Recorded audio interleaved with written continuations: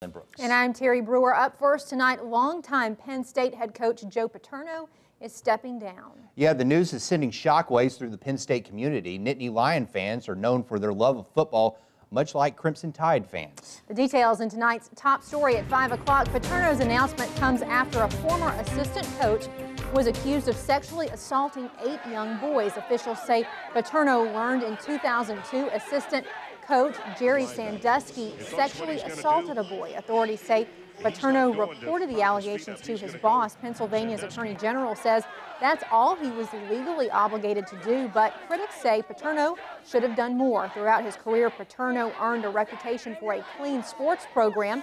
We asked WVUA Sports Director Gary Harris about the scandal and the impact on the program. Joe Paterno did what he was legally required to do. You know, he's not at fault. Why should the football program have to pay? Because I think it's easy to get caught up in that rather than the real injustice that was done here, which is just an alleged act that I think all of us believe to be sickening and troubling, and football should be secondary to that. But as we know, in some cases, fans are more concerned about what happens with the football team than they are what happens in people's personal lives. And Gary Harris will have much more on the Penn State situation coming up later in Alabama's home team sports. A family in Alberta City is getting help rebuilding their home destroyed in the April storms. The home will belong to Stephannie Nixon. Volunteers with Samaritan's Purse arrived last night to start work on Nixon's home. Samaritan's Purse is a non-denominational evangelical Christian organization that provides aid to people around the world. Nixon is helping the volunteers on the project. Robert Young with Samaritan's Purse traveled from South Carolina to help out. He says it's more than just building a house. You get a lot out of it. It's not why you come, but at the end of the day, when you go home, you end up probably getting a lot more out of these trips than you put in. It was a figment. It was like, okay, yeah, the thought, yeah, and yes, the foundation is there, yeah, but now I'm really feeling like, okay, this is going to come to an end, and I can't wait. Franklin Graham, son of Billy Graham, is the president of Samaritan's Purse. Homeowners interested in applying for aid can call Samaritan's Purse at the Tuscaloosa Rebuild Office. That number, 205-391-3106.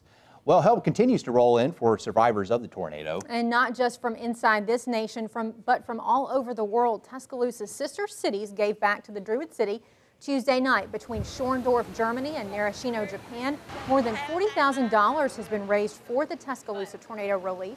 WVUA spoke with Councilman Bob Lundell, who says the presentation just solidifies the relationship between all of our sister cities. It shows friendship and really how the world is so much smaller now, and when there's a disaster such as our tornado or such as the Narashino earthquake, we sent quite a bit of money over there. It happened to be 2 o'clock in the afternoon of the 27th that we sent money over to Narashino, and of course we had our tornado about 3 hours later. The mayor and Tuscaloosa City Council presented 11 families with checks to help with damage. On your crime watch, a meth bust in Tuscaloosa County has led authorities to a grenade. It happened on Lock 15 Road near Watermelon Road this morning. It was just a huge boom. Fire in the hole! Fire in the hole! Fire in the hole!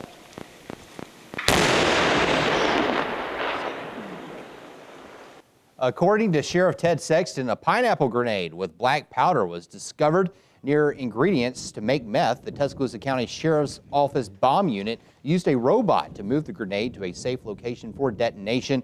As you can imagine, the noise was so loud that nearby residents felt the impact from inside their houses. It was just a huge boom, and my clock that was hanging on the wall fell off the wall, and my cat that was sleeping on the couch behind me jumped right on my knee and tore it up pretty good. Authorities say Jeremy Frank Lawler and Tina Adams Paulette are facing multiple drug-related charges. Deputies say they found methamphetamine, marijuana, and paraphernalia. Officials say the two are also tied to the grenade at the scene. On your Home Team Crime Watch tonight, your chance to help fight crime in West Alabama. Now, you might not think it's much, but your piece of information could be the missing link investigators need to catch a suspect. Here's this week's Tuscaloosa County's Most Wanted. Hello, my name is Ted Sexton, the Sheriff of Tuscaloosa County. Thanks to your help, we have 4 captures in this week's Tuscaloosa County's Most Wanted. Chase Thurston McClure was arrested on the charge of robbery in the first degree and other charges. Reuben Hedgemon was arrested on violation of the Sex Offender Notification Act. Cordarius Mason was arrested on robbery in the first degree. And Patrick Moore was arrested on the charge of robbery in the first degree. Thanks to your help in WVUA, that makes 325 captures. Now, we need your help this week in finding 2 more of Tuscaloosa County's Most Wanted. Joshua Alexander Johnson is wanted on the charge of interference with custody. He's a white male, 20 years of age, 5'11", 160 pounds, with brown hair and brown eyes. Now, he was last known to be living on Crosscut Drive in Buell, Alabama. Charlene Ruth Nichols, wanted on a charge of attempted murder. She's a white female, 33 years of age, 5'2", 125 pounds, with brown hair and brown eyes. Last known to be living on Montgomery Spur in Northport, Alabama. If you have any information on these as well as others wanted by the Tuscaloosa County Sheriff's Office, please call us at 205-464-8672 or go to our website at www.tcsol.org. You can like us on Facebook and follow us on Twitter.